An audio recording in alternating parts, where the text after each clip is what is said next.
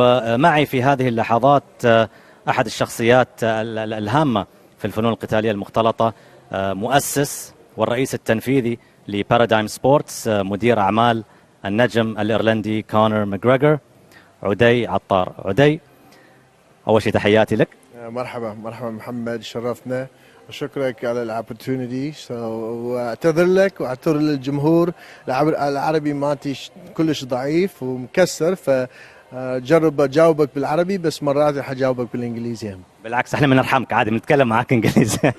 اهم شيء توصل المعلومه.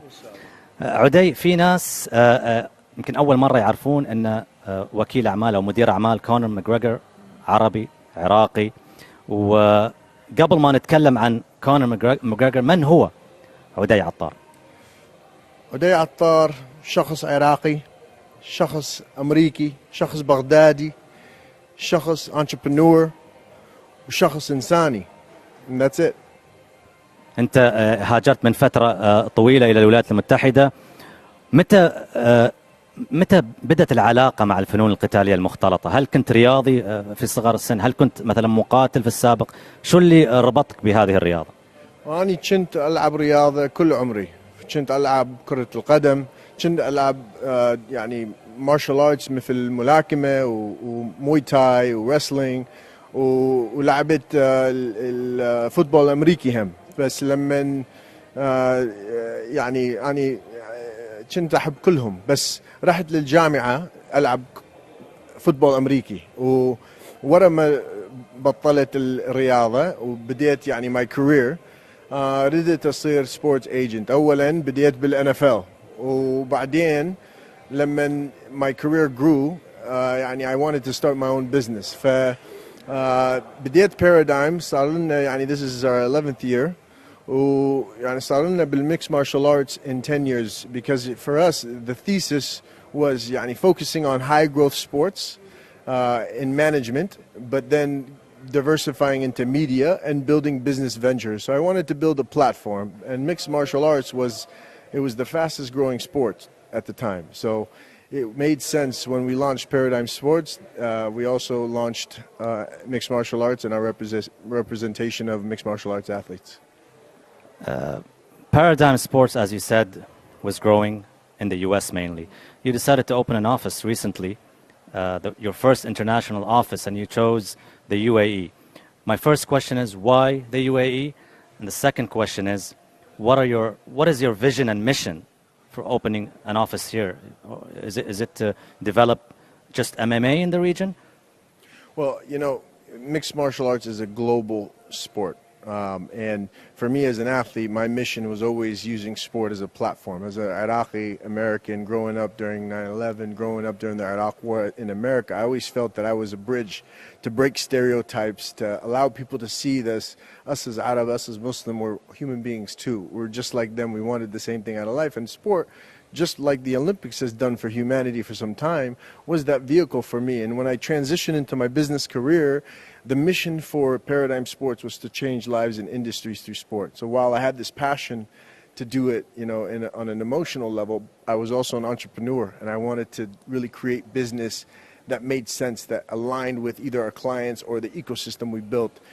As we've grown. We were already a global business, but we were operating out of the US. However, when it came time to really scale and continue to scale on a global level, finding a location that made sense was important to understand. Close proximity to the financial markets, close proximity to not only Asia and Europe, but the rest of the world.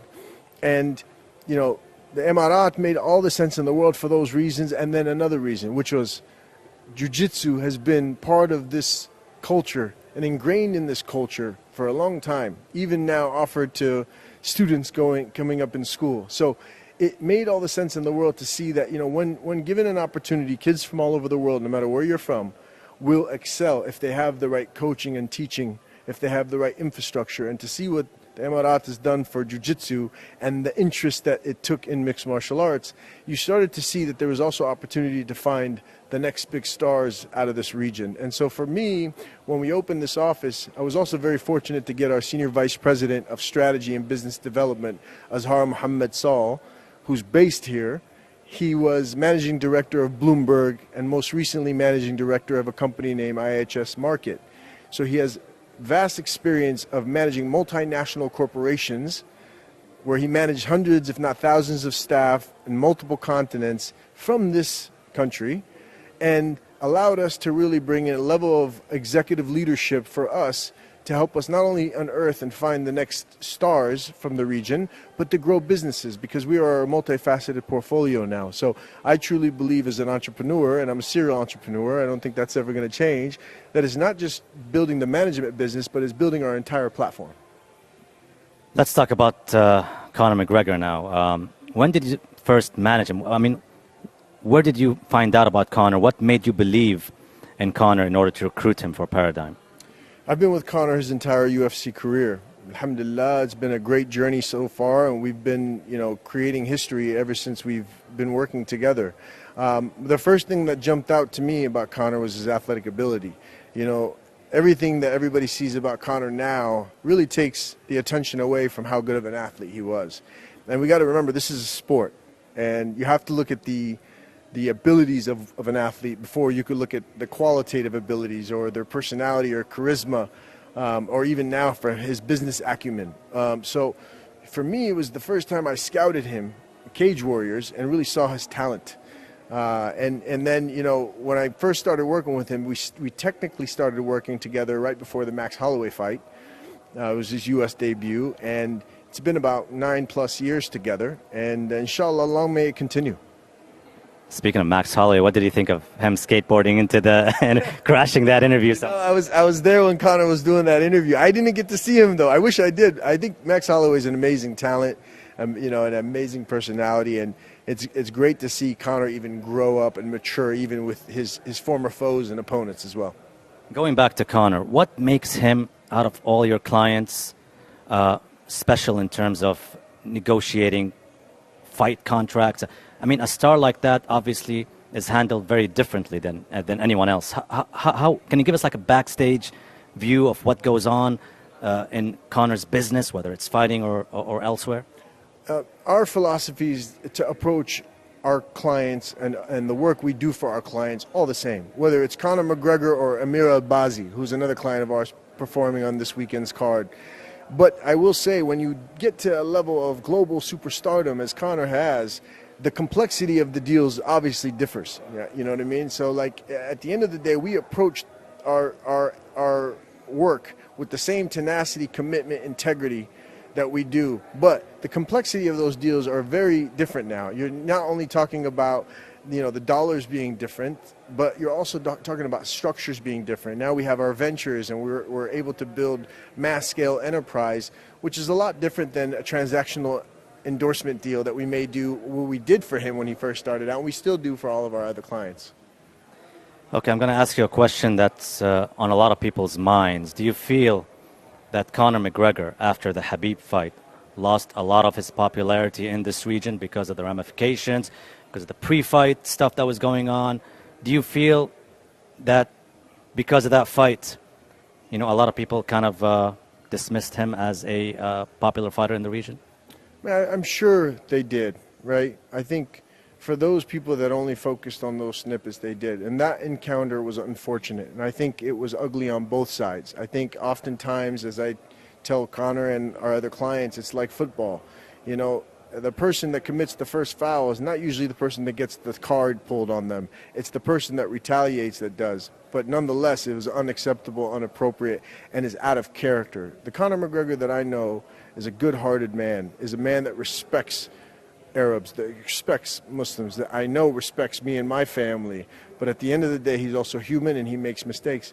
But for me as a manager, and for me, the way I believe the supporting team should be, is not people that throw fuel on the fire, but rather help their clients grow, that rather influence them in the right way to grow as human beings, to own up to their mistakes, to move past the past, mistakes and mishaps they may have had in their own career, but also be, a better person tomorrow. And I think that if you look at Conor McGregor today, he's showing that, and he'll continue to show that. And I hope, inshallah, if Khabib comes out of retirement, if he doesn't, I wish him all the best.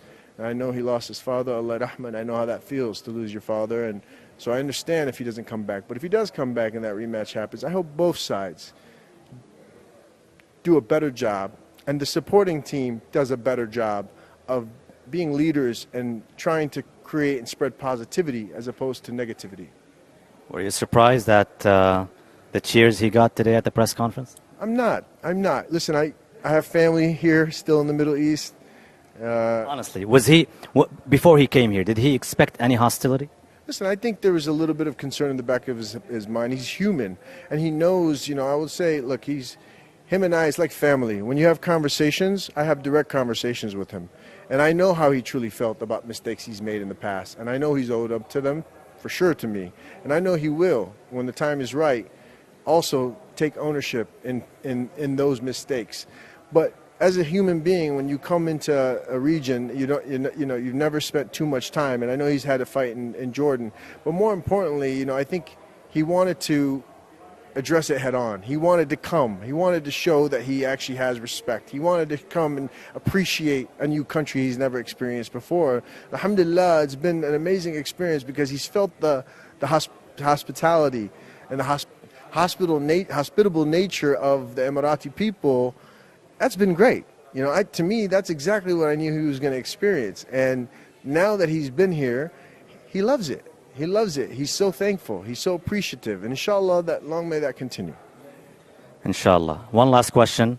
Your thoughts on the big fight this weekend between, obviously, Conor and Dustin? I think it's going to be an amazing competition.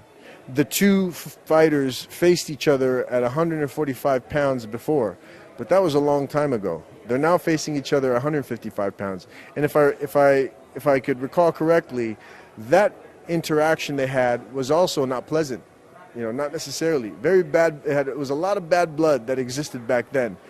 But to see the press conference and the way they both matured, to me is a testament to growth. And I'm proud of him for seeing that. I'm proud of Dustin. But it's going to be a fierce competition. They're going to try to outbest each other if it's up to them, both of them, they're going to try to finish it quick. But for the fans, I hope we see a 5-round war. But nonetheless, it will be a great competition of skilled martial artists at the highest level. And I'm very excited about that. And I would say that just like that, this experience for Conor and Dustin has been pleasant. Inshallah, he'll continue to prove that he's evolving as a human being, not just as a martial artist and as a businessman, but the mind, body, and soul constantly grows. And they could both, if that rematch does happen with Khabib, they could both put their best foot forward and show a better outing, not only from an athletic standpoint, but also from an interaction standpoint. Inshallah. عدي، أول شيء حاب أشكرك. يمكن هذا أول لقاء صحفي لوسيلة إعلامية عربية، صح؟ أول مرة، وأشكرك وأشكر الجمهور، وإن شاء الله المرة الجاية أحكي العربي شوية أحسن وشوية أكثر. المرة الجاية اللقاء كله بالعربي لازم. إن شاء الله. شكرا عدي.